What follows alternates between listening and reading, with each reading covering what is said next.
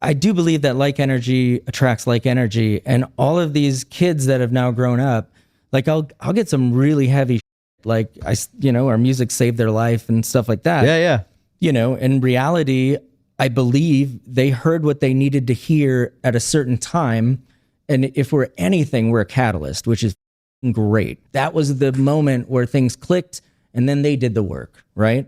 That's the reality, but to them, we save them, and both things can be true. Bad times, I don't want to have bad. Middle-aged man? Yeah. Yeah, we're middle-aged. I'd say we're middle-aged. Ooh. Yeah. Or I like to think I'm almost middle-aged. Okay. I like to think I'm going to live to be 110. When did you? What year were you born? 79. I'm older than you. You are? 76. Oh, 76. Yeah, so I think I am. It's a great age. I think I'm officially Gen X. I am too. Okay. Oh, anything before 80. Okay, good. That's what I heard anyways, which makes me like it. Right on. Millennials. You know what? My wife is a millennial. Yeah. How dare you? Yeah. I think they get a bad rap. Gen Z. Oh my God. You know what? I think, here's my theory. I think Gen Z isn't afraid to say what they feel. And I think they're not afraid. I feel like there's a combination of Gen X and Gen Z, or they're like similarities. And I think Gen X liked to go, everything sucks. Yeah, we did. And then reality bites. But we just don't do anything. We're just like, nothing is going to happen. That's the way it is. Yeah, it's just like, whatever. We don't expect anything. Things are just this way. I'm going to do my thing. And whereas Gen Z is like, everything sucks and we're going to go make some noise. Right. And I think if Gen X could get behind Gen Z and take their orders from them and be like, how can we help? Yeah. I think that a force could be created to affect some change. I'm hopeful, but I'm usually not hopeful. But in that scenario, I feel like something could happen. I feel every generation we are kind of like standing on their shoulders and we're dialing in the things we think they did wrong.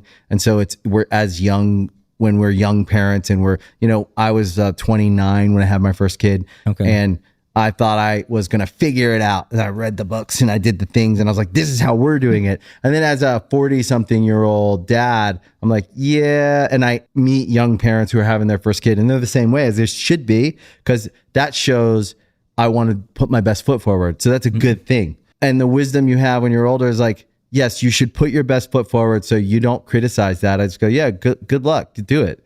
Go for it. And they will figure some stuff out. But also, your kid is who they are. The best thing I think you can do is be there and try, which is what we were doing. Mm-hmm. So I don't think we got it wrong.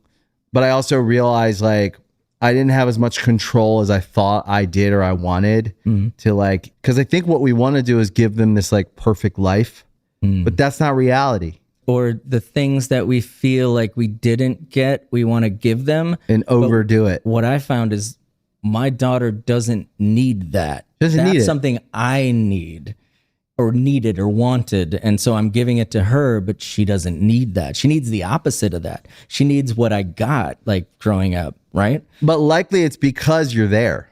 Yeah. Well, I think when kids feel safe, they feel like they can fight and, push back. Push against it. Yeah. So I guess it's just, parenting is hard and beautiful. It's amazing, but also I also believe it's a life-changing experience. It really is. It's really great. I also think it's not for everyone. Mm-hmm. Some people don't want to have kids. And I also think sometimes that's turned into this what's wrong with you? And there's nothing wrong with that perspective. It's been amazing for me and it's taught me a lot and it's been a great experience.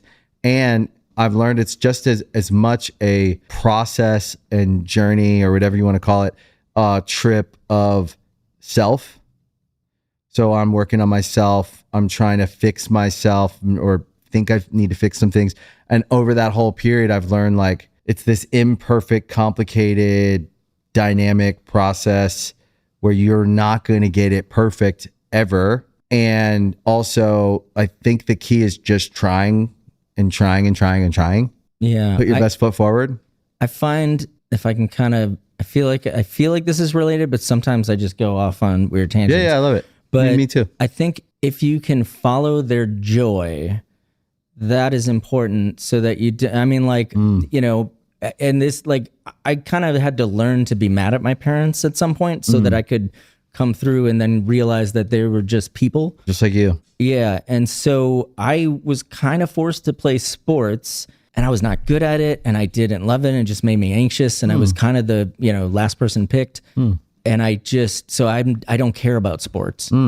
But I like, my daughter wanted to play soccer and I went and it was amazing seeing little girls play soccer. They actually passed to each other and did things. Whereas when I watched the boys over there, everybody's going for the ball. Yeah. And I was like, wow, this is really cool. I like soccer. And then she was like, done. Now I want to try basketball. And I just love that she like went from thing to thing, right? Following her joy or trying stuff. And I think I was brought up with the mentality that like, no, you got to stick to the thing. You can't just keep quitting. And then eventually on her own, she found musical theater. She's 10, but like, that's the thing she loves. And I just had instruments around the house and never like forced anything. Yeah, same. I never really forced or like it. Books. Just like my wife and I always wanted to have a library. So we have a room that's just full of books and a snake. But yeah. We have a room of books too. Yes. Books are great. Yeah, my wife she devours books. She reads all the time.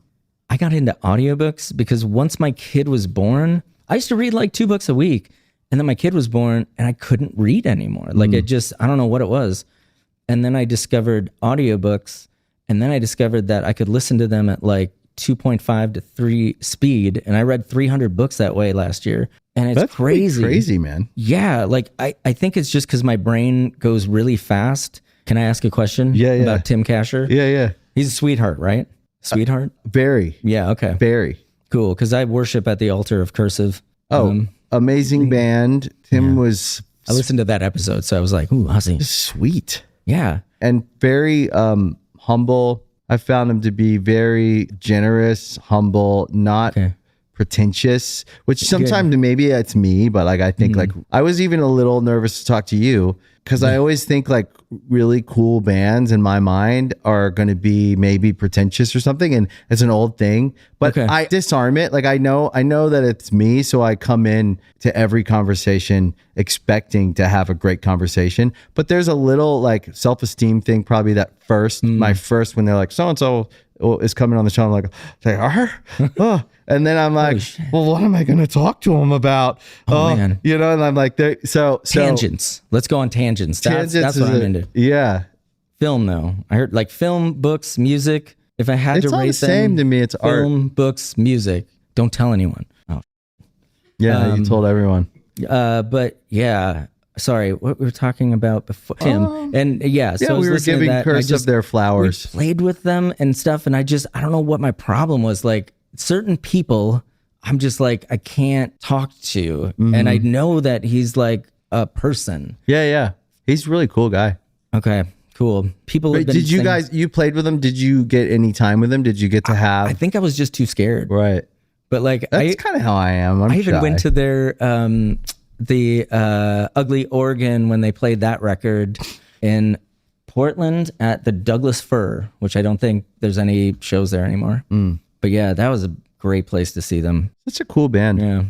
Yeah. I really liked him. Good. I thought it was cool that he came on the show. This show was started for bands. Okay. So that to me is like the core. If you had like a DNA or like a personality trait for this show, I would say we're like a band first show. Okay. Because I felt at the time there's just no really good platforms for bands to be able to promote what they're doing in like a cool, thoughtful way that wasn't just like more bite-sized content for some, which I'm not hating on it. It's great for bands to get I don't know any how looks. to promote. I'm really terrible at it. Right. And none of us do. Okay. And so I think like the best way we can promote our art is to actually have conversations that feel like more meaningful, the way you would if you were talking to another band or a music fan and you got into a real conversation about music. I just had one last night. Right? Yeah, that was great. It's good. But like, I just want to say too, I hate this word vibe, but like, and not energy. What is, anyway. Yeah. You make talking very easy. Like I feel very comfortable talking to you, and that's not good. something that happens easily for me. I'm usually like, Me too. okay. Again, though, that's why I like doing this, because it gives me because I actually love to talk, but I at the same time can be shy. Okay. In the wrong environment, or if we're at like a festival, or if we're at an award show, or if we're at a wherever. If you went to a party and you talked to everyone there, or you talked to one person and had an amazing conversation for an hour, what's more valuable? I don't know, but you could say both. Yeah, they have different positives and negatives because you don't get as much information, but you get a variety of information when you talk to a lot of people. Whereas if you talk to one person, you really get to know them. Yeah, it's a deep dive. Yeah. But then you miss out on maybe another person or two or three that you could have had a similar conversation with. That's why every party that I go to, I stay for at least 2 or 3 days just so I can hit everybody. That's good. Yeah. Yeah. I'll have to try that. Yeah, the hosts get pretty annoyed, but Yeah. They're like, oh, you're still here. We're having breakfast with them. Justin's still here. We're out of milk. Oh, God. Yeah. Sorry, I derail things too. No. Okay. This is my speed. Okay, cool. I think sometimes if I feel like I have to have too structured of a conversation, I get overwhelmed. Yeah. I feel that. The word overwhelm is something I know very well. Yeah, overwhelm is a real thing. Sucks being overwhelmed about things that don't matter. Exactly. Yeah. So how do you change that? Like even when I use the word overwhelm, I'm like, you feel it. I feel it. I've started to use the word flooded instead of overwhelmed. Oh, that's a good one. Because it can, flooded can go away a little faster than overwhelm. Yeah. Water. So if I feel flooded, I'll be, instead of saying I'm overwhelmed, I'll just go, nah, I'm just a little flooded right now. Isn't it weird how you can change a little thing and have such a big effect? Like golf swing. Oh my God, I can't. My entire family, my aunt owns a golf course in Texas. Like, are you from Texas? No, I'm from Minnesota. I don't know how that happened. Where do you live? I live in Minneapolis. Oh. So yeah. Love Minneapolis. It's very cold. In the winters, it's really cold, and people don't know this, but in the summers, it's disgustingly hot. Very hot. Humid, lots of gnats. A lot of lakes there. Yeah. A lot of lake life. 10,000 of them. Yeah. Actually, I think the number is more, but for some reason, 10,000 seemed like a nicer thing to put on. Did you always have access to a lake somewhere? No, I grew up in the sticks, as I like to call it. A little place called Grant Township between Stillwater, Matamidi, Lake Elmo. Nobody knows where that is. I went to a school called Matamidi. I grew up in the sticks too. Nice. So when you were a certain age, did you just peace out and go to the city? Right? Because that's where the art was. That's where the music was, and I wanted to make it. So are we the same person? You might be. Okay. 3 years apart. All right. Yeah. Yeah. How many kids do you have? One. That's great. I think as she came out, my wife was like, one and done. And I was like, yes, ma'am. Have you always lived in Minnesota? Mm-hmm. That's great. Yeah, I don't know. I love it. For some reason, Josh and I both, because we grew up there, Josh, the other guitar player, he was in St. Paul. And so I like to say I was the country mouse and he was the city mouse. Yeah. And and we like met in high school, different bands. And then he grabbed me and like pulled me along. And it was probably the worst and best decision. Where is Josh right now? He is probably hanging with his brother, maybe. His brother is Jesse Kane. He is an incredible, he works in the film industry. He's like done a couple of Christopher Nolan films. Like DPs? Like he's a DP? I think he's like the IMAX, he's got like, I don't know how to talk, but he shot our music video that was like a Severance ripoff. Yeah. But yeah, he's made a bunch of our music videos, and the very second video we did, he built all the sets for, because he was a set builder for Kelly Reichardt. I hope I'm saying her name right, but Wendy and Lucy. Oh my God, it's a good movie. But so he worked for her, and he just kept working his way up. I think he worked for Todd Solondz, and and like he's just crushing it. That's great. Yeah, I didn't talk about Josh at all. I talked about his brother. Sorry, Josh. But he's probably with his brother. Yeah, in LA. Yeah, so they're hanging out. What are you guys doing in LA? I'm doing this. I get to go. I'm so okay. Maybe this is fun. Mm-hmm. Always wanted to make movies. Kind of fell into music, and I kept flunking out of my college courses because I would go on tour. And at some point, I think I just said this, like around the third record, I stopped referring to myself as a failed filmmaker and a musician. Right. But I still wanted to do that, you know, and I shot both. Well, what's crazy is that a lot of these kids that listen to us are now in their 30s, and a lot of them have jobs in the film industry. So when you ask me what I'm doing, I'm going to go to an editing suite and watch a film be edited from a guy named Carlos Lopez Estrada, because he was at a show, I think when we were young, and he posted a video, and then my friend Andy Young, who's an editor, was like, oh, hey, I know Justin, like, do you want to, like, because they were watching us. And then he just hooked us up, and then I just went to Mexico to watch him shoot a film, and it was like the coolest thing ever. Like, that's the world that I want to be, you know, a part of.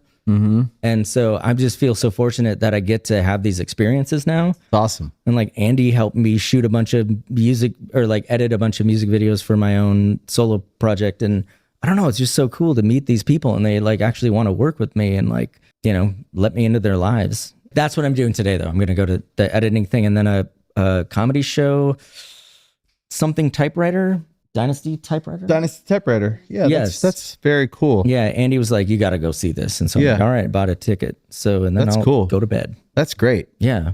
Yeah, I'm not surprised that people want to work with you. Okay. I think it's just because I'm me that I'm surprised, but I know what that's like when it comes to the people that I like. Of course, that's the Right. same thing. And it is the same thing. I got to get over that and just accept it. But yeah, it's hard. I think that's where the therapy comes in. Yeah, because I wonder how long you've wrestled with it and what that's blocked you from. A lot. You know what I mean? Like if you think about how big the world is and then how big we make things inside of us. I think it goes back to like making big deals out of things that don't matter, but also creating these stories in our heads that aren't true. In narratives. And if the brain is a computer, it wants to get from point A to point B in the fastest way. And it has been like, this road has been built, this neural network or whatever.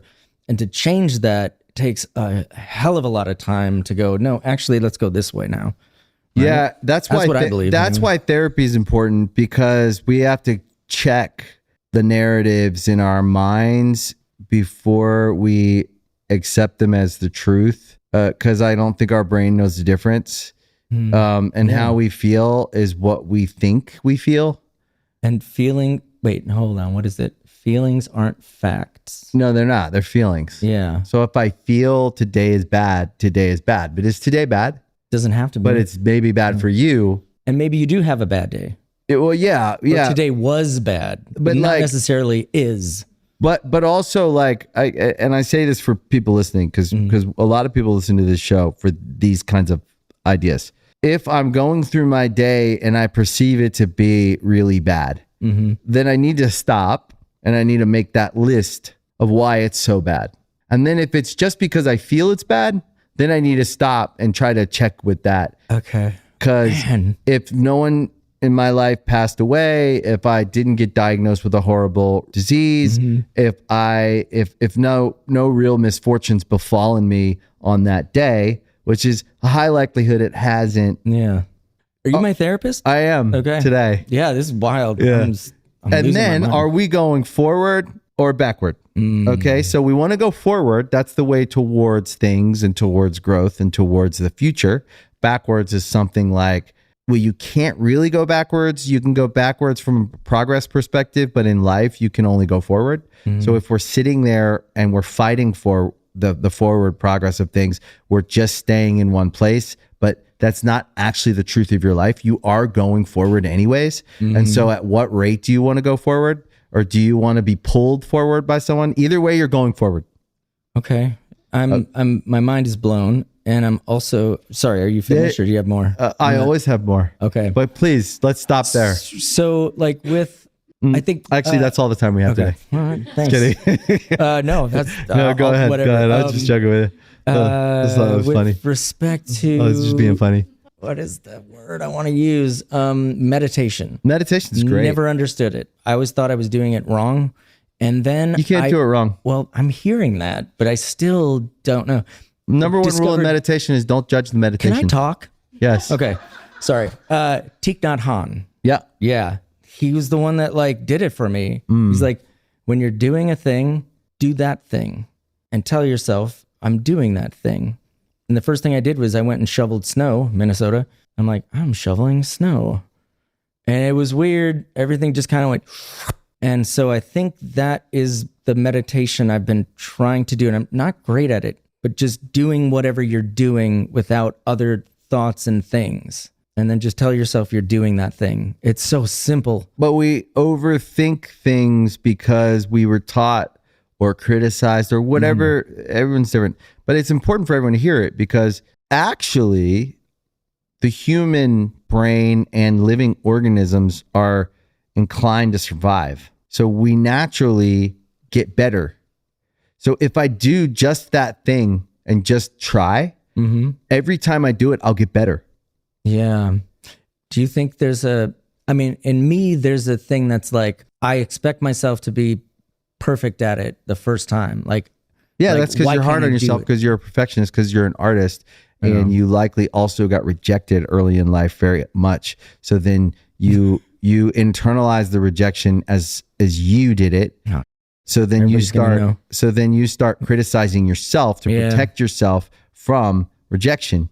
And then I can't enjoy the things when people are like, hey, good job, or like, oh, I like that thing. I'm like, I had to learn how to not make excuses for everything. I didn't mind, blah, blah, blah. And you're like, instead of going, thank you. That's it. Yeah. Good show. Thanks. Oh, thanks. I had fun. And I'm like, thank you. When you get a compliment and you're like us special guys, right? And we can't take a compliment. I'm just going to self-deprecate myself. Well, I'm fine. I finally did something right, or some dumb joke I make about myself. I'm not a big dumb piece well, don't come tomorrow night then, because it won't be as good as, whatever I say.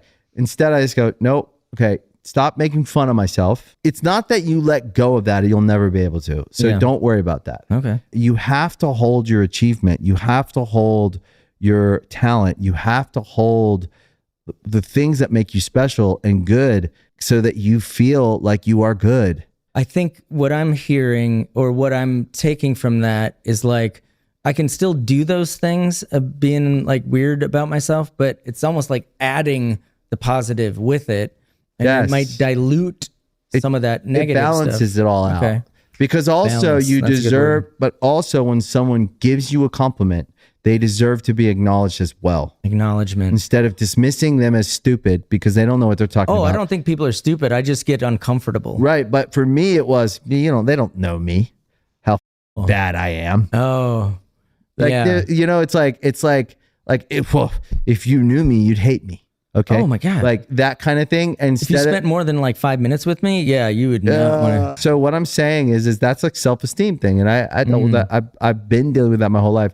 When someone gives you a compliment about your work or your shirt or your family or anything, you got to hold it. You got to say, thank you. Someone came on the show the other day. They hit me up and they're like, this is the best press thing I ever did. And I was like, thank you so much. I try really hard. That's actually the truth. Yeah.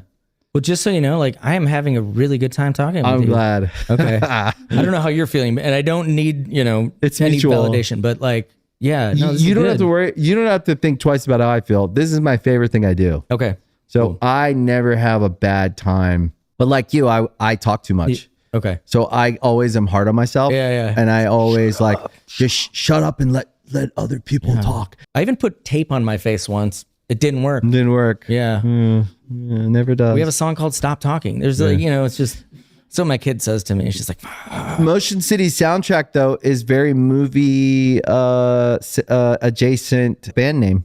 Oh, motion picture funny. Soundtrack. Well, you know what? The first record back when they sold CDs in stores was nobody could find it because they would put it in the soundtrack section. So that's funny. Very stupid about the name, but it was also funny. But yeah, it sucked. Don't worry. Laughing. We'll get back to therapy. Okay. Yeah. Are we going to get to the music part? Well, I just wonder if you've had a good time. Here or in music? In music, in your career. You've had a great career. Well, thanks. Thank you. And I tried really hard. I tried my best. I try my best. I am a robot. Oh my God. I'm not a robot. You guys have sold over 1.4 million albums worldwide. What? With 1 million plus in the US alone over your career. Holy, tell me more. Commit This to Memory peaked at number 2 on the Billboard Independent Albums. Even If It Kills Me debuted at number 16 on the Billboard 200 and hit number 1 on the Independent Albums chart. Holy hell. 700,000 monthly Spotify listeners. My daughter's really obsessed with that. With the She's number like, of monthly listeners. Oh my God, Dad, you have this. You're famous. Don't you love that though? I do. And then He's I'm like, tracking you. but I'm like, hey, they're like, yes, but only with a very specific type of person who has mental health issues like me. You know, I try to ground her in reality. I would say you're wrong about that. I think that if you look at all bands, we tend to have lower monthly listeners than pop artists because you can't track the same. You can't compare. Well, I'm not talking numbers. Right. I just want her you're talking who? head to be a little bit more grounded. I don't want. Why? I think she's super proud of you. And I think that I think I'm like, don't tell anyone, but I think I'm becoming my parents. I just think About that yeah, I think that you are super cool. Keep going. Your band is super cool. The music is really a good listen.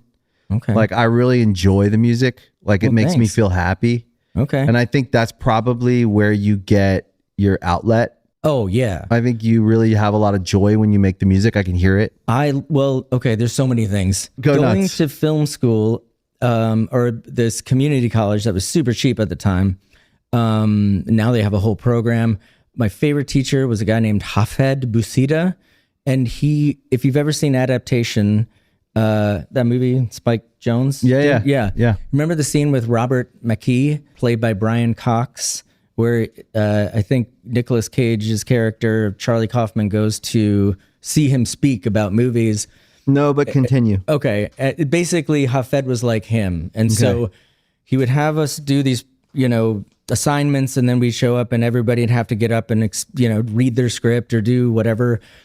And then he'd be like, all right, class, what do you think? And then the people in the class would always be like, oh, this is great, or whatever, blah, blah, blah. And then he's like, well, it was and this is why.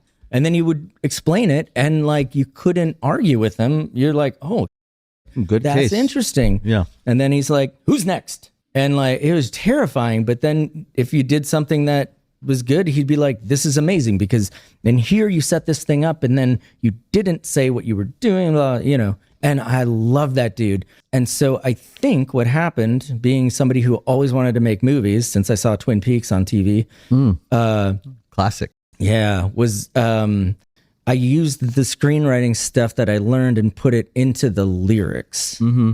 I think that's what I did in terms of storytelling. So every song's a mini movie. Kind of. I mean, I also feel like I kind of say the same thing a lot too, but in different ways. So do a lot of writers and directors. There's a Del, the funky Homo sapien line. I find a new way to say whatever's clever. Mm-hmm. I don't know. That jumped in my head. You could say that a lot of directors and writers are saying the same thing in every movie. But I really like the ones that are like, you can't tell that they're the same direct. Like Richard Linklater, his movies are all over the place and they're all good. Jonathan Demme was another one where like, holy crap, his movies are all over. I do like that. But then at the same time, I like Jim Jarmusch. He's my favorite director of all time. You love movies. Oh my God, I could talk about movies all day. Well, here's the thing. I think that... I just like watching them. Yeah, I like watching them. I don't like think knowing too about deep them. about them. Well, here's the thing. I can also watch a movie and I have no idea what's happening because I'm just like, I miss the big stuff and I go right to the tiny things. And I'm like, the way she closed that, I know that she feels this. And then I'm missing the whole point of the thing. But I just get right into it. And I love the way things look. I love the way things make me feel. I think film and television growing up, like I could have feelings, but like I could make sense of the world through that. And I think everybody does that to some degree, but I think that's how I learned to be human in a way, by imitating the people that I saw, literally their expressions, how they said things, literal quotes. I still do it, like, and then being like them. And it's like I learned how to have, I don't know. Wow, I'm getting into it. Yeah, get into it. Excuse me. I should have done that off the mic. No.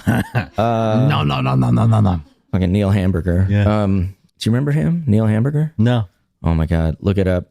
I will. I forget his real name, but oh my God, it's the dumbest. It's so funny. Do you think stupid equals funny is the best equation for comedy? David Wayne would be an example. Maybe not the best, but do you enjoy that stuff? Stupid equals funny. Okay, I think there always has to be someone playing it straight. Yeah. And someone playing, whatever that version of stupid or dumb or over the top.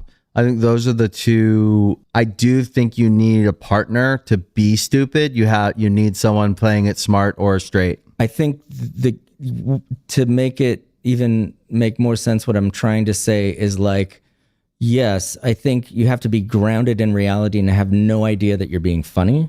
Right. And an example would be from, I'm just going to pick one, but from the movie The 10 that David Wayne directed, it's just a bunch of like 10 little mini movies, but I think it's Liev Schreiber and somebody else.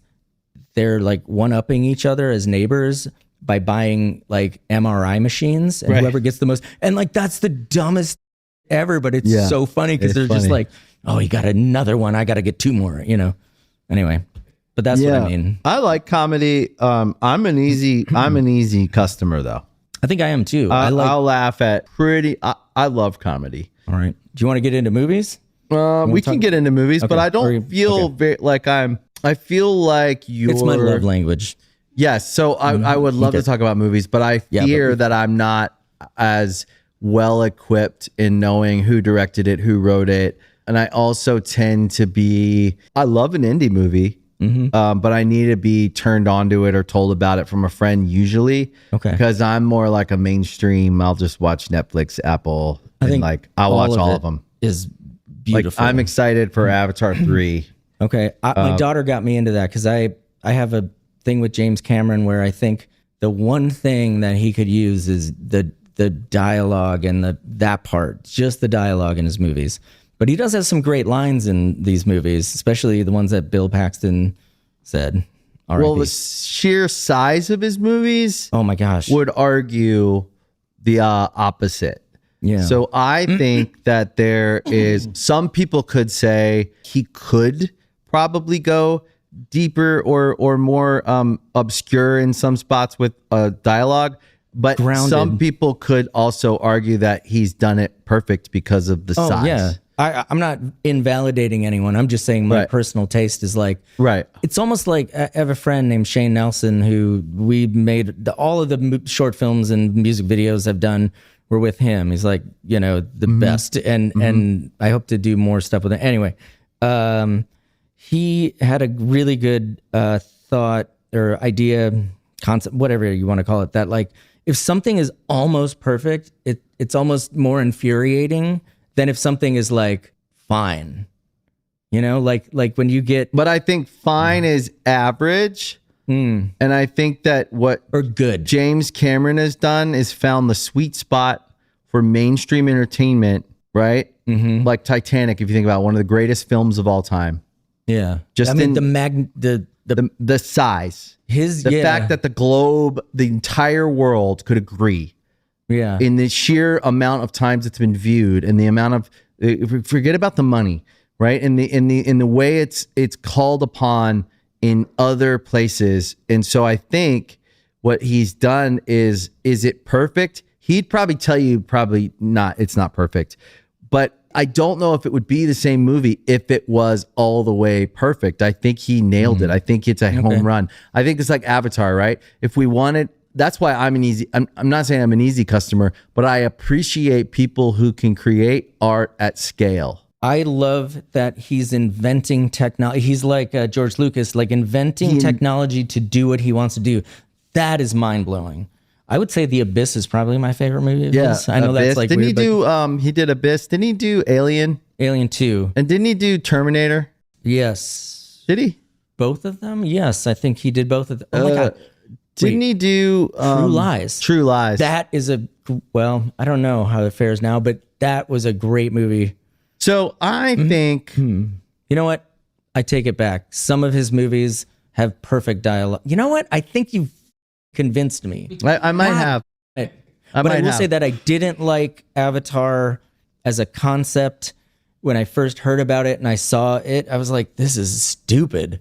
But then my kid watched it and I watched it with her and I was like, this is brilliant.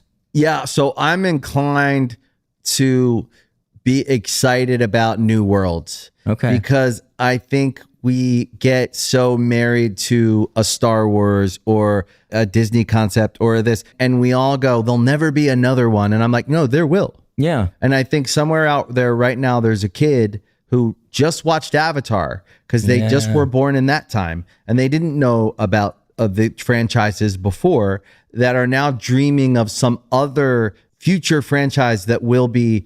I like the world in front of me and the possibility of new universes versus looking back and going, well, it's not as good as Star Wars. I love Star Wars, but don't tell anyone. Yeah. The recent 3, I think, are my favorite because the movement, not necessarily that. Oh my God, I'm contradicting myself. Not really, because you never said you only like old stuff, but I'm saying no. What I mean is like the dialogue thing. Like I don't think I ever cared or noticed the dialogue in Star Wars. It didn't matter. I think you're more. I think switch legs. Yeah, it's okay. All right. I think. Yeah, we can actually. I like your socks. Thank you. Yeah. This is my daughter's. I was like all black all the time, and then my daughter just is a fashion. I don't know how she does it. And I was thinking you were matching your Carhartt. Oh my gosh! Bag. Nope. I like the connection there. And there's a teacher at her school that is just like, I don't understand how he puts it together. His name is Mr. Cole. Shout out, Mr. Cole. Yeah, he's the music guy at the kids.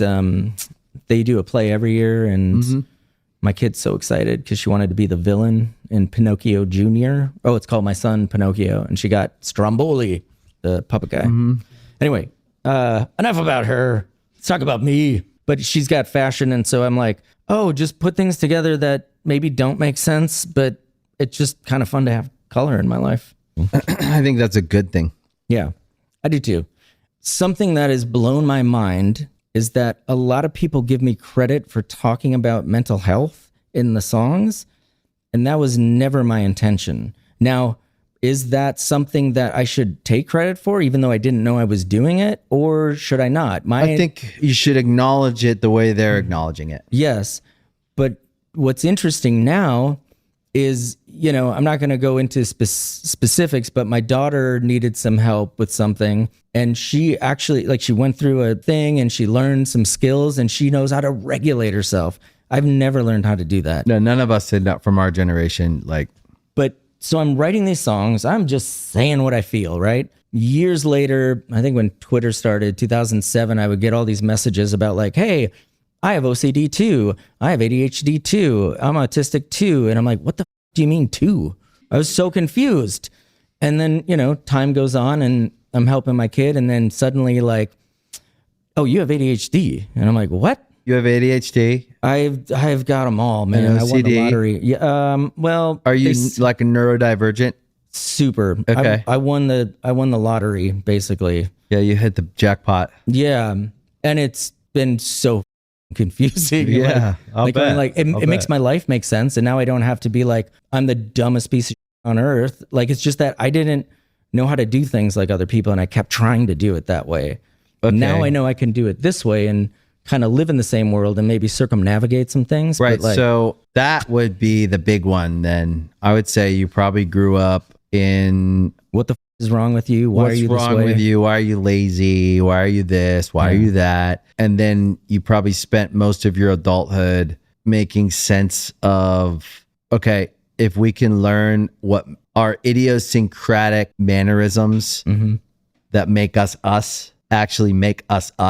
See, I feel like I'm unraveling. I have no idea who I am. Right. Like my personality. And I think of Mulholland Drive.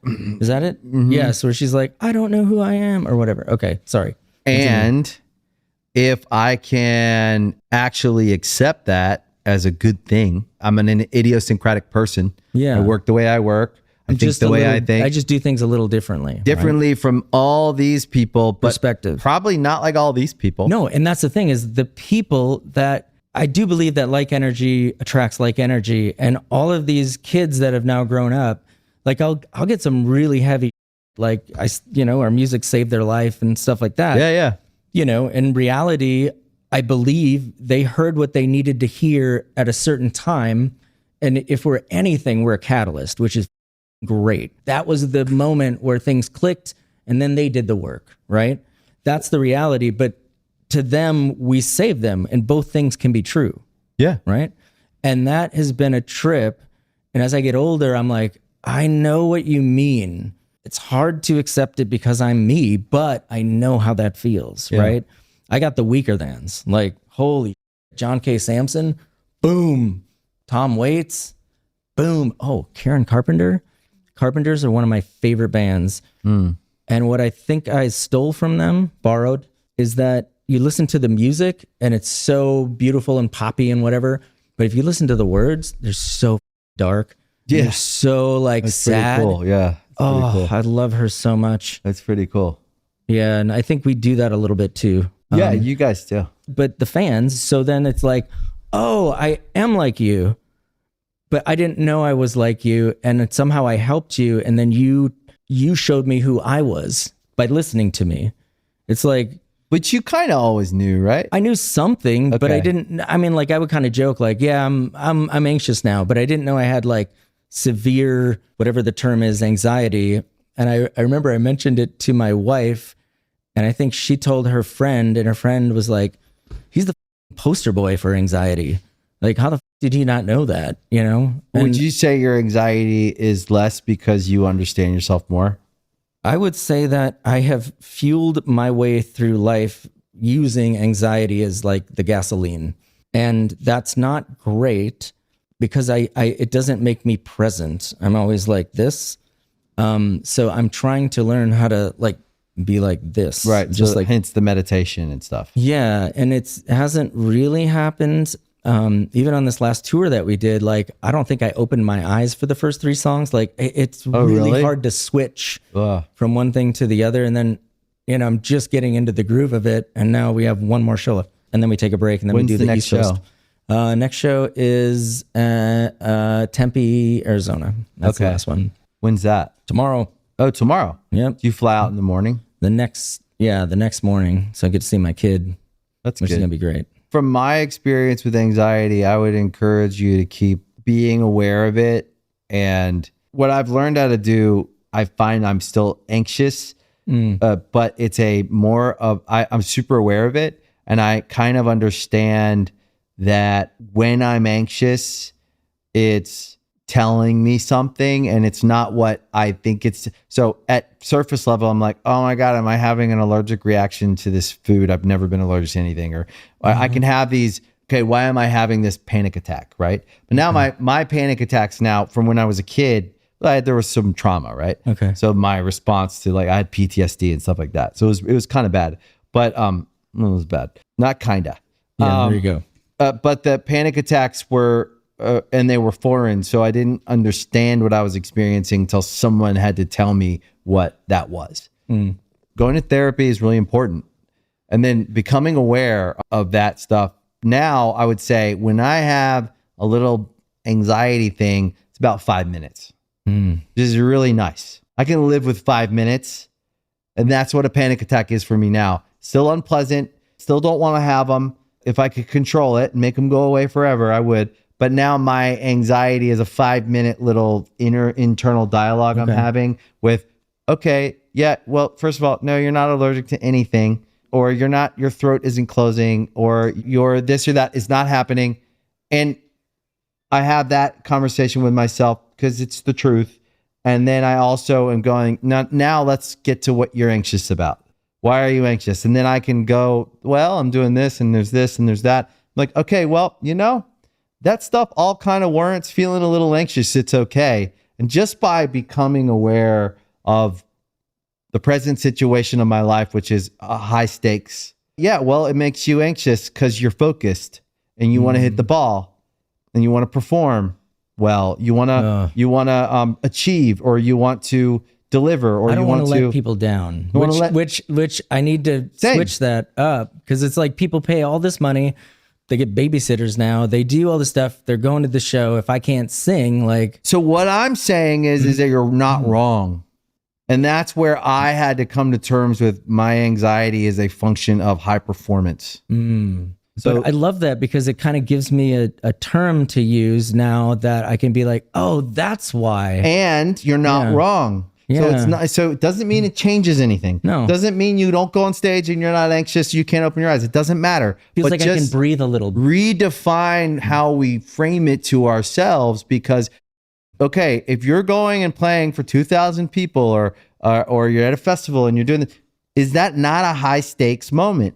If you mess up, is it not going to be someone filming it on the internet, or someone disappointed, or someone didn't feel like they got their, whatever the stakes are, or your own personal pride, whatever the stakes are, they're high stakes. You're not an amateur. You're a professional. You're like an athlete. Does an athlete not get tense before they see the pitch, before they get the at bat? Are they not focused? Are they not dialed it in? So what I'm saying is if we don't treat ourselves like we're a high performance athlete, This is the thing you're doing. this is what you're doing. Why not try to find the sweet spot of pressure and not caring? If I don't care, then why am I doing it? I always want to do better is not the same as I'm not good enough. No. It just means that you want to try something else, not necessarily a different thing, but like, ooh, let's go for this.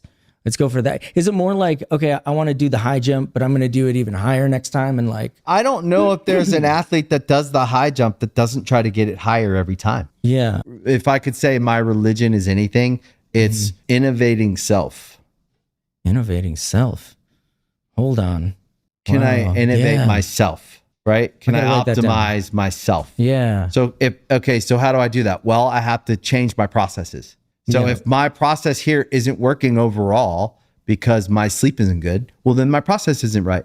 Maybe So I'm now eating too I much have- pizza and drinking too much Fanta. Maybe late at night. Yeah. So if you go, okay, well, I don't want to give up the pizza and the Fanta, but maybe past 7 I have to. 12-pack of Fanta a day is ridiculous. Yeah. Nobody needs that. Do you drink a 12-pack a day? Well, I haven't had it since the first day of tour. I got a picture from my kid. She found an empty bottle of Fanta underneath my bed, and she's just like, Dad? You relapsed. Ah, man. Relapse is a part of recovery. That's right. Can I just say like a few things I've done in terms of like, I don't know if this is helpful to people, but try it. I've tried all these things. One thing when your brain is just like, brrr, is like holding something cold. Yeah. Somebody said put rocks in your freezer so you can just grab them and just like hold on to them. Don't like I'm remembering this now because we're talking about it, and then I'll immediately forget it as I leave. Hot and cold both are solutions to anxiety. Yeah. It's impossible to be anxious in hot. I think for me it's is it anchoring? What's the word? It's like Anchoring, yeah. yeah, and so going outside. Grounding, that's the word. Going outside and being like taking your shoes and socks off and just standing in grass. That's actually called grounding. Oh, is that what that is? Yeah. Okay, here's the thing. You were talking about feelings earlier and feeling in your body, right? I have feelings and sensations in my body. I don't know what they mean. I know what words are and their definitions, but I don't yet know how to combine them. And so an example would be, am I nauseous or am I hungry? I can't tell the difference. Like I don't know these things. Does that make you anxious? Yes. Can you tell? Sorry. Yeah, no. And so that's something I'm trying to work on is Nausea makes me anxious when I'm nauseous. And oh, then I just mean like not being able to know. And so like I walk around in my life and people are like, why are you upset? Are they like, are you like- nauseous or are you hungry? Yeah. And I'm like, I think both. No, but it's like, it feels like people are telling me what I'm doing. And I'm like, oh, the do you mean? Like, no, I'm not angry. Why would you think that? You know? And, Are you ever angry? let me see. Do you have an angry side? Do you have like a side no one sees? Only when I was in a miserable amount of pain. I once punched the ground because I was just in so much pain with the spine stuff and the electric shocks all over my body. I burst a disc. And it was just like everywhere. And so it was random shocks. That sucked. Was it because the bone? Yeah, the disc. I don't know what I was not sleeping. I think I was staying up really late. I was getting up in the morning for my kid to get ready for school. And I was like, oh, wow, I'm going to faint. And then I was like, oh, no, I'm not. And then suddenly I woke up in like plastic and I was like, what the f is going on? I had fallen backwards in the bathroom, hit my spine on one side of the tub, my neck on the other side of the tub, my head on the wall, and like knocked me out. I couldn't think. They thought I had a concussion. The ambulance came. But yeah, just instant pain. Was that because a disc burst, you fell over, or you fell over and it did? That's when it happened. Well, why did you fall over? I just was tired. I just didn't sleep. Wow. Yeah, so I just like was burnt out trying to do too much. Right. I think you probably struggle with overwhelm, right? You think? Yeah. Okay. Never being able to turn it off, which is probably why you love movies. Oh my God. Yeah. They calm you a little bit. Well, they say that I feel like sometimes I give too much information. It's okay. And I don't think about it, but like they say that certain people have special interests. And now it kind of makes sense to me that like everything I do and relate to everything through movies. I'll be like, oh, like that thing happened. And I think there's a little bit of like heightened reality in film, so I can understand what people are thinking and doing. But like, I really learned how to human through mimicking, even with voice stuff. Like I talked to Matt Pryor about this, and we both worship at the altar of Mac from Superchunk. And you can kind of tell because our voices are both pretty high. And like, it's like mimicking allowed me to, Beastie Boys. Yeah. Okay. Love the Beastie Boys. Let's talk about it. This is connected. Okay. So I had a very, I find this interesting, but like a very prominent stutter for many years. You did? Yep. Okay. And I went to a therapist. When you were young? Yep. Okay. I think it was like second grade to sixth grade. Did they understand why it came on? Nobody understood anything. I remember playing a lot of games and then getting little pretzels, and I would collect all the pretzels and then eat them while I waited for the bus. That's what I remember from therapy. And then one other thing. At a certain point, after so many years, this poor woman was like, okay, I don't know what to do. She's like, hey, there is a country artist who, when he talks, he has an like very big stutter, but when he sings, it's not there. And now I know that those use two different parts of your brain. But back then I didn't know. And I don't know if she knew, but she's like, do you listen to music? I'm like, of course I do. But she's like, well, why don't you go and learn a song and then come back? I think the guy's name was Conway Twitty. Yeah. You might have to look that up. But yeah, and I was listening to the Beastie Boys. So I went home and I already had it memorized, but Paul Revere from the first record. I come in to sing that and I'm just doing all the voices, right? And I'm doing MCA and Ad Rock and Mike D. And then like from that moment, like I didn't stutter once. And from that moment on, I just started singing like people. I started mimicking like Mike Patton from Faith No More. Very hard to do. And then like Billy Corgan and all these bands that I liked. And then eventually I think I found my own voice in mimicking and my personality in mimicking. And now that I know that I have these isms and things, I'm like, do I even have a personality? Or is this my personality? Or like, there's too many questions. And I think what it comes down to is like, it doesn't matter. I think it matters. I think it's okay to I'm trying to be okay with just being. I don't know why this came to mind, but I was like, what's the problem? Okay. Give me a second here. And I'll tell you what I think the answer is. I don't know that there is a problem now. Bingo. But back then, or up to like very recently, I just felt almost like self-conscious that like... Yes. Yeah. I think you grew up in an environment that told you were wrong for being you, because that's just the nature of the generation we grew up in. Yeah. I'm not blaming anyone. It doesn't matter if it was at church or at school or at home or wherever that you're wrong for existing. You're wrong for being you the way you are. I apologize for my existence still. Something's broken. Yeah. And we need to, actually not we, something's broken and you need to fix it. Yeah. Oh, why aren't you fixing it, you lazy piece of shit? Yeah, right? Maybe not in those words, but okay. yeah. I'm being extreme because that is how you take it when you're small. Yeah. I'm broken. Something's wrong with me. I don't know what, but I feel like I'm wrong. Okay. And I can't even tell you why, but I feel wrong. Can I stop for a second? Yeah. Again, here's the movie thing. Everything Everywhere All at Once. Have you seen that one? Yeah. Okay, so when Ke Huy Quang, is his name right? I think I messed it up, but there's a moment where there's a big fight sequence and he's the dad and he's like, I don't know what's going on, but somehow I feel like it's my fault. I just started crying in that movie. Like when I got to that part, and I don't know if anybody else had that reaction, but like, holy, that's been my life, right? Yeah. And I don't know how it happened and it doesn't matter. What I know is that, no, it wasn't my fault. No, it wasn't. Now I know that. But yeah. It's what we do in adulthood that's our fault. We're responsible for our actions moving forward. Once we become adults, we're responsible. If we do drugs, we're responsible. If we get drunk and we do something that's stupid or hurt someone or on any spectrum of mistakes you could make, it's your responsibility. So what I'm saying is this: we don't know what's wrong because, well, obviously there's something wrong with me, the way I was treated. Mm-hmm. And then I go into adulthood and I go, something's wrong with me. And then we have this shame, right? Mm. And then we go into drinking, to doing drugs, relationships, and there's shame.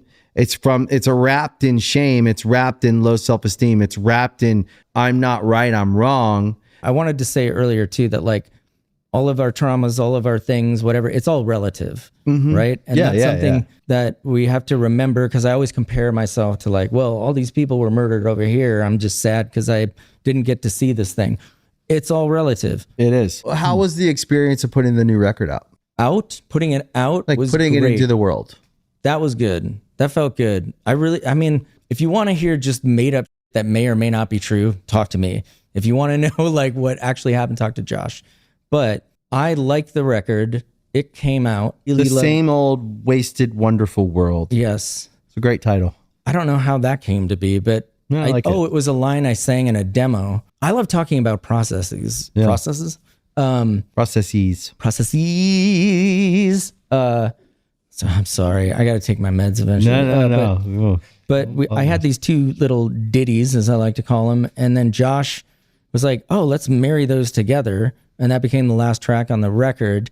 And he's like, because you kind of wrote the same song twice. And I was like, really? And that was just a line I threw out in one of them. And so he's like, ooh. And I think Matt and him really dug that. And yeah, I like the title. I don't know, like a lot of things they do are intuitive these days. Yeah, of course. I'm learning that. Intuitive, yeah. I was intuitive. Then I was very focused on being a certain thing. And then I realized, oh no, I'm just an intuitive person. And I can actually, it feels like just downloads. Yeah, stream of consciousness. Yeah. Like a thing. How are the shows going? I think they're going great. Yeah. I started opening my eyes after the third one. Did I already say that? No, I mean, you definitely said you keep your eyes closed for the first 3 songs. The first couple of shows, I was so nervous I couldn't like look at anybody. But now you can. Yes. Okay. It takes me a while to switch from home life to music life. And then I know it's going to get bad when I go home again. But do you get a lot of joy out of playing live though? I have been enjoying a little bit of it. And I don't know if other people do this, but if I feel like I've done a good job, that equals joy. You feel good about it.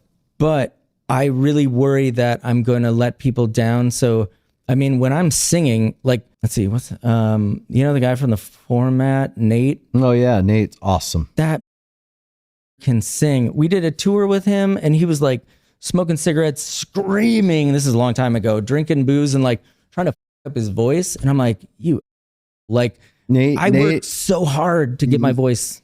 Nate is an awesome guy. Yeah. He's an awesome guy. And he's a brilliant singer. He's an amazing songwriter. Yeah. Incredible singer. I know Nate. Okay. And he's a very private guy. He's incredibly talented. He's an amazing father. He's an amazing, I knew him as a person first. We'd never toured together or anything. I knew his music. I was a fan. Yeah. But I met him on a personal level through family and friends and stuff. And I was just always struck by how he's very humble. And I just found him to be a really nice person, great father, just a good person. And then I went back to the music, and it made me love his music more. That's how I meet people, and then I become an even bigger fan of their music, or it changes something. It gets more emotional for me or something. And I just think he's a generational talent and a really nice person. So I love that you name drop Nate, because when I say him, it's because he's so good. That's what I mean. He's just so good. For the record, he's that good. you're gonna edit this to say that guy. Yeah. We'll start a internet beef. Yeah. But What other bands do you love Oh my God. Okay. around? Like bands that Still, just bands that you've can I played go with. through like a list of like when I was a kid to now, or do you just want now? Both. I'll just throw a few things out there. Yeah. But the first music I really got into was hip hop, like early days, like Run DMC, Public Enemy, Beastie Boys. I love the Fat Boys too. Yeah. They just rapped about food. It was great. They don't get a lot of credit. Human Beatbox, man. Yeah. Delirious, not great movie. Right. But let's see what. And then I think at a certain point I heard Purple Rain by Prince, and I was just like, what is Minnesota. this? Yeah. And then radio stuff. But I cannot listen to, and this the music's great, but if I hear Peter Gabriel, Hall and Oates, that early U2 of a certain era in the 80s, I physically get sick. And it's because my parents had a station wagon where the back seat faced backwards, and I would get car sick. I'd literally I will have a reaction to it. It's weird. Visceral. It sucks because I love Peter Gabriel and I like, Pretty amazing. Anyway, but so then, radio stuff. And then when I started getting into guitar, it was a lot of hair metal and popular metal, like Metallica, Megadeth, but also Motley Crue, Bon Jovi, Cinderella, Rat, all that stuff. And then the band that bridged the gap, Smashing Pumpkins. Amazing band. Metal and whatever the worst name ever to describe music, alternative rock. I like alternative as a name. As a name, but alternative to what? I don't know. It's just cool. Okay. I disagree. Well, I love that we disagree on something, finally. Oh, okay. I know. Yeah. But you know what? Now I know this is real. I can still like you. Yes. Yeah. Yeah. They could have been more creative, is all I'm saying. Yeah. Although I alt do rock. like Gen X, but then they got lazy. Gen Y, Gen Z, Alpha. Yeah. Used to have the greatest generation. I don't know if they were that great, but boomers. Boomers, baby. Baby boomers. We're going to be the new boomers at some point. People are going to hate us. Bro, I think Already? I think we're boomers. Nobody remembers us. Yeah. Isn't that weird? They just skip over us. Yeah. It's like they're just adding insult to injury. Anyway, what was I saying? Music. Yeah. So Smashing Pumpkins. And then I had this. I love Smashing Pumpkins. Yes. That Gish. Siamese Dream. I haven't had Billy Corgan on this show yet, but one day I will. Okay. And I just love Smashing Pumpkins. They had a huge effect on me as a teenager. Those records all had a big effect on me. They also, I think, were a little ahead of their time with those later records before they first, disbanded, because he was getting into electronic. They were way ahead of their time. Right? And I also devoured music as a teenager. Oh, yeah. When I found it in my, coming from a very religious background, when I found music and really discovered it, I listened to so many records, read the liner notes. Oh, the smell of cassette tapes. All that, So I forgot Guns N' Roses. That was a huge Appetite for Destruction. I got into Guns N' Roses later. Okay. But I got to appreciate it later. But I had a friend named Nick Nephew. And it's a great name. Yeah. Somehow he just knew bands that nobody did. I don't know where he got his information from. One of those guys. He introduced me to Pixies. He introduced me to Flaming Lips. He introduced me to Mercury Rev. He introduced me to Ride. And I got way into that. I love noise and things that hurt.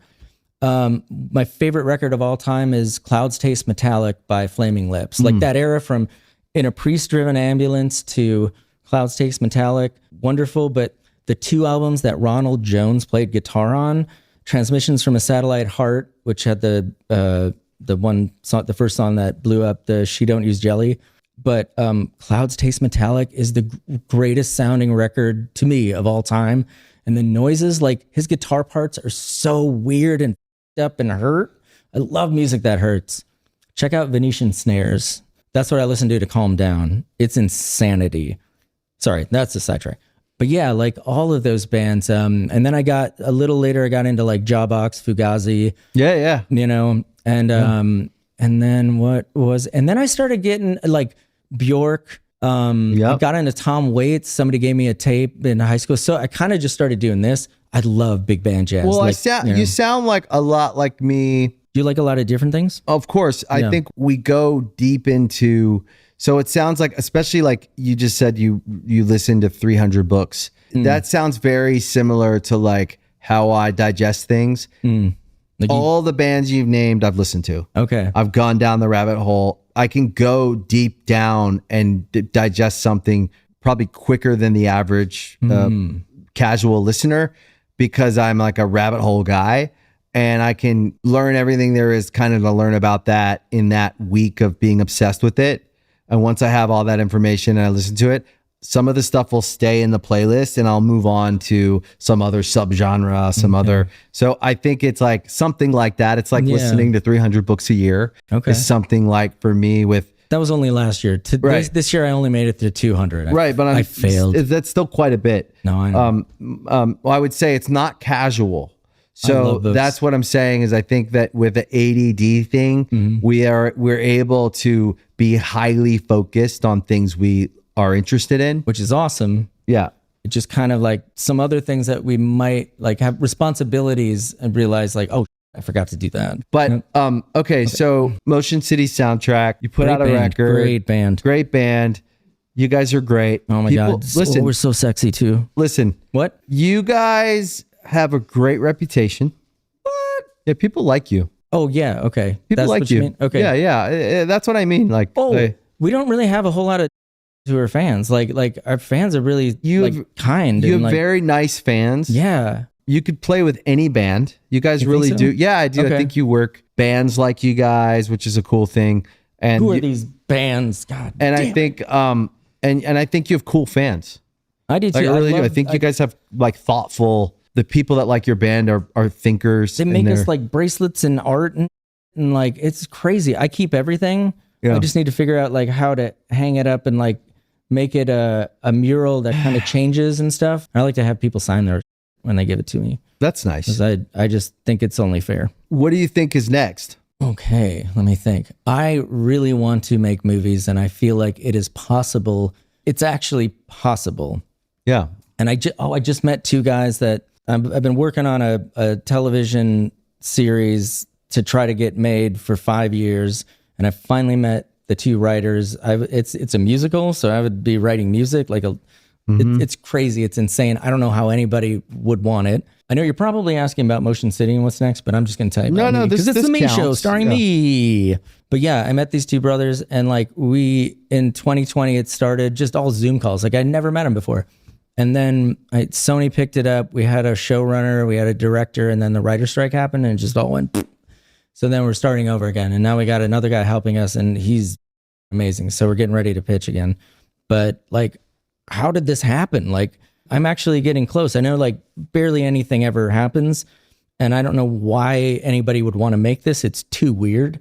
But it would be a show I would want to watch. Like, I want to see this show. Yeah, but we're in the era of weird. Weird does well. I hope so. I know television just went awesome. Like, was it around the Breaking Bad? Yeah, for sure. That was like around when it, but yeah, and then hopefully movies and like I can finally, I don't know, I've just been like, oh, this is actually possible. I also tell guys in bands and artists, not just guys, I mean, people in bands, and artists that it's very likely this isn't your only good idea. Yeah. You're a creative person. Doing different things. So I wouldn't put it past you. No, that's been my dream. And if I can make one movie, even if nobody gives a like, I just want to make something and see it from beginning to end. Yeah, that's cool. And like, and I don't know. And maybe if Jim Jarmusch saw it and was like, hey, that's not bad, kid, that'd be awesome. Justin. Yeah, that's my name. Thanks for coming on. Thank you for having me. This has been great. I'm going to touch your foot with my foot. Yeah. Oh, there we go. You're awesome, man. As friends, lovers no more. I'm glad we met. Yeah. I'm your friend now, whether you like it or not. Same. Okay. All right. Thanks, dude. Thank you for watching Artist Friendly. If you like this episode, please make sure you hit the like button, you follow the channel, and please share it with your friends. We appreciate the support. That is why this show exists, because you listen to it. Thank you guys, and we'll see you next time.